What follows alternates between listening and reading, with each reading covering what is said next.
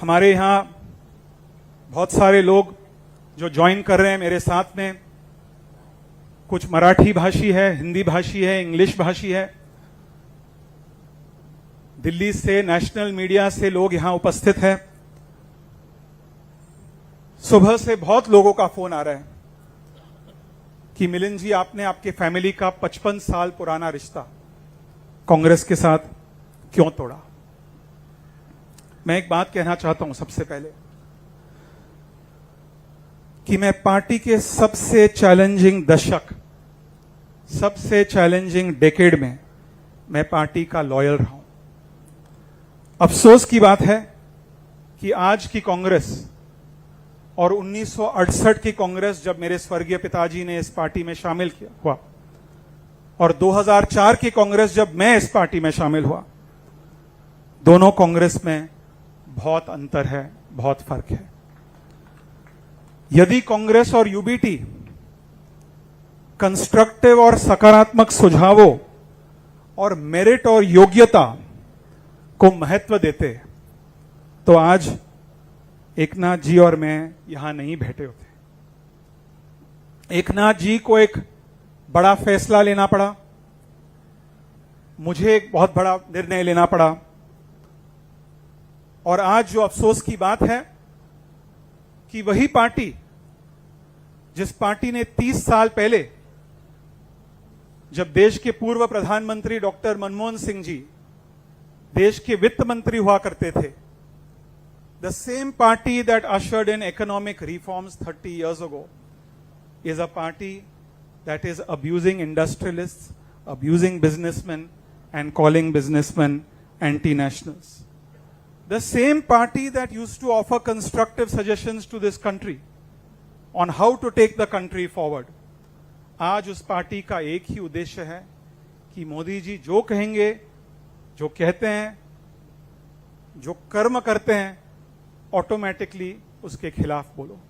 कल को यदि मोदी जी कहेंगे कि कांग्रेस पार्टी एक बहुत अच्छी पार्टी है, तो उसका भी विरोध करेंगे।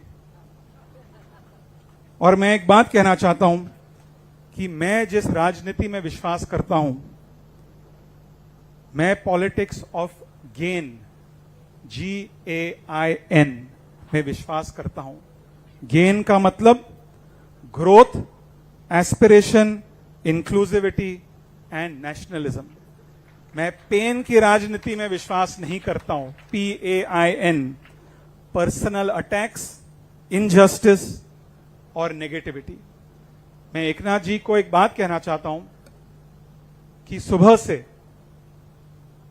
एकनाथ जी आपने भी स्वयं देखा होगा कि हर एक ट्रेडर एसोसिएशन, जिनके वजह से आज हम गर्व से कहते हैं कि मुंबई देश की आर्थिक राजधानी है, कपड़ा बाजार से लेकर metal and stainless steel market, Zaveri Bazaar से लेकर डायमंड मार्केट, सभी लोग हमारे साथ हैं। और लोगों ने मुझे फोन करके कहा है कि मिलिंद जी, हम आपके नेतृत्व में एकनाथ जी के साथ, हम उनके हाथों को मजबूत करना चाहते हैं।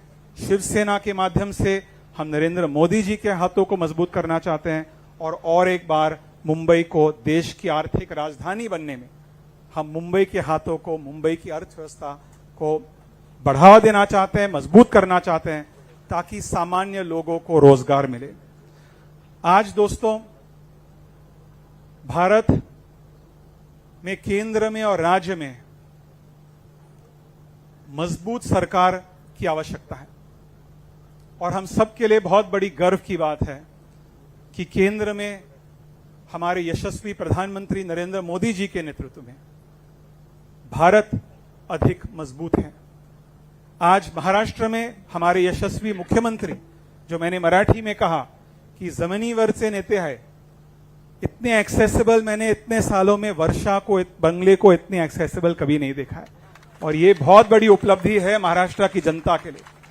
उनके नेतृत्व में हमें मुंबई और महाराष्ट्र को आगे ले जाना होगा, और मोदी जी और एकनाथ शिंदे जी के नेतृत्व में आज मुंबई और भारत अधिक सुरक्षित है।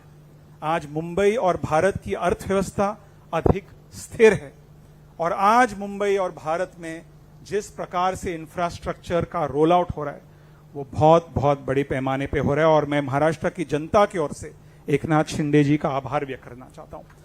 कभी हम सोच नहीं सकते थे इस मुंबई में इतने सालों से, जो मैं एक बात ऐड करना चाहूंगा कि पिछले 10 वर्षों में शिंदे जी मुंबई पर एक भी आतंकवादी हमला नहीं हुआ है। ये मुंबई करो के लिए एक बहुत बड़ी उपलब्धि है, मुंबई करो के लिए एक बहुत बड़ा अचीवमेंट है, लेकिन इस अचीवमेंट का कारण है नरेंद्र मोदी जी और एकनाथ शिंदे जी की नीतियों।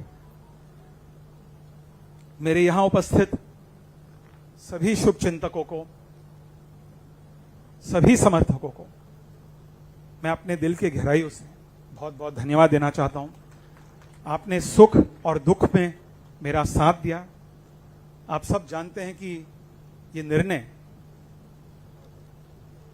मेरे लिए निर्णय लेना आसान नहीं था, लेकिन जो यहां उपस्थित है और जो यहां हमारे साथ आज नहीं है, मैं इस मंच के माध्यम से आप सभी से निवेदन करना चाहता हूं कि आइए एक सुनहरा भविष्य बनाने के लिए हम बाला साहेब के शिवसेना के माध्यम से एकनाथ शिंदे जी के हाथों को मजबूत करें, नरेंद्र मोदी जी के हाथों को मजबूत करें और मुंबई, महाराष्ट्र और भारत की और बेहतर सेवा करें।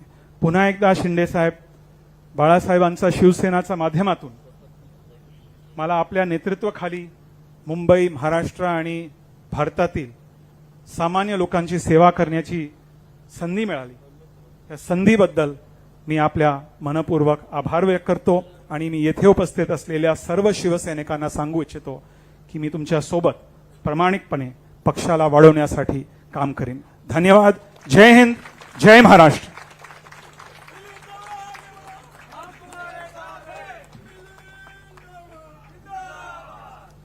धन्यवाद मिलिंदजी देवरा सर।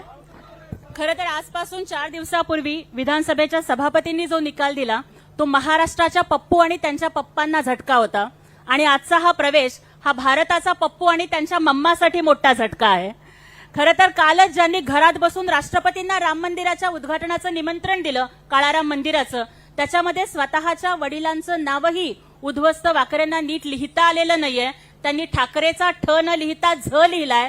म्हणजे मी जे दसरा मेळाव्यात बोलले होते की ठाकरे आडनाव हे फक्त बाळासाहेबांना शोभतो, उद्ध्वस्तजी हे वाकरेच आहेत, ज्यांना बाळासाहेबांचं नाव लिहिता येत नाही, ते त्यांचे वारसदार विचारांचे कधीच बनू शकत नाहीत, कारण ठाकरेंचा ठ हा ठामपणा दाखवतो आणि तो ठामपणा फक्त आणि फक्त एकनाथजी शिंदे साहेबांच्याकडे आहे।